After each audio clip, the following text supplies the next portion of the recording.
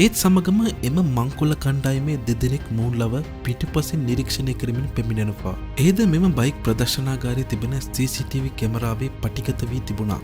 එහිදී දැකගන්නට පුළුවන් දෙයක් වුණේ මෙම X තත්පරයක කාලයක් මෙම කණ්ඩායමේ දෙදෙනාවම ඇසට ඇස ගැටෙන බවක් බලා ගන්නට පුළුවන්. නමුත් X ඒ වෙලාවේ හිතන්නේ නැතුව ඇති මේ දෙදෙනා තමයි තව ටික මොහොතකින් ඝාතනය කරන්න යන්නේ යනුවෙන්. මින් පස්සේ X කොමක්ද කරන්න කියා එම ඇතුළට ආපු කණ්ඩායමේ දෙදෙනා හොඳ හැටි විපරම් කරමිනුයි සිටියේ. පැය භාගයෙන් පසුව X මෙම ප්‍රදර්ශනාගාරයෙන් පිටතට පැමිණෙනවා. මෙම කණ්ඩායමද හොඳ හැටි දැනගෙනයි සිටියේ බැංකුවෙන් ලබාගත් සියලුම මුදල් තවම ඔහුගේ අතීතයේ තිබෙන බෑගයේ තමයි තිබෙන්නේ යනුවෙන්.